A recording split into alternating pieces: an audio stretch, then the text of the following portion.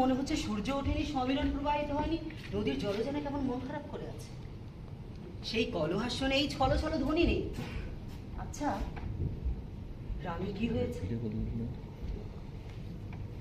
কেন সে ঘাটে আসছে না? অসুখ করেনি তো? এই যে অনন্ত, তুমি এখানে, আর আমি তোমাকে সারা গ্রাম খুঁজে বেড়াচ্ছি।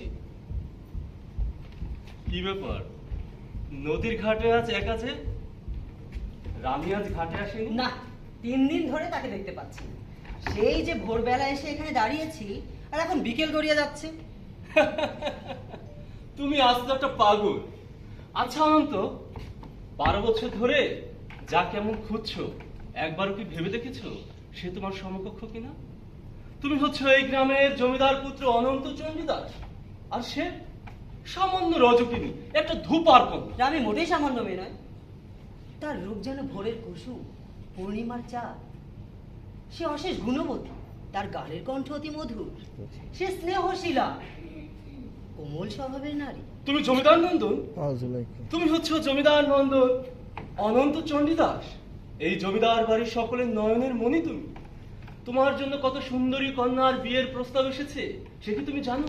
তারা শুধু সুন্দরী কন্যা নয়, উচ্চ কুল জাত সবই আছে তাদের। ধনীর ঘরে দুলালি। এই যে পটে আঁকা কত প্রতিকৃতির ছবি ঘটক তোমাকে দেখিয়েছে। দুধে আলতা গায়ের বর্ণ, জুড়াভ্রু মৃগনয়ন, কুচ বরণ কন্যা, মেঘ বরণ কেশ। আহ, কি সুন্দর! এইসব পটের দিকে তুমি তো ফিরেও চাও না। আমার যা কারো দিকে তাকাতে ভালো লাগে না বন্ধু। তুমি তো জানো সে দেশের রজকিনী, হয় রসের অধিকারী, রাধিকা স্বরূপ তার প্রাণ।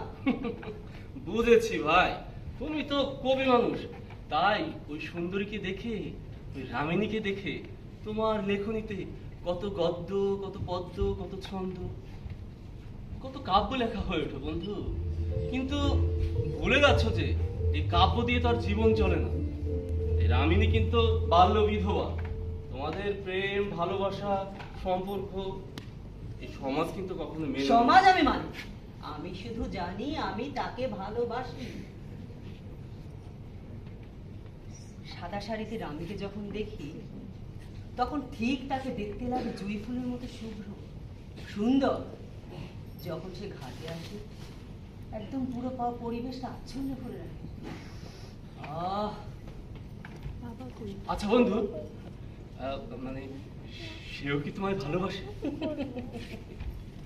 আসলে বন্ধু, তুমি তো জানো শুধুমাত্র রানীকে দেখার জন্যই এই 12 বছর ধরে এই ঘাটে এসে প্রতিদিন বসে থাকি।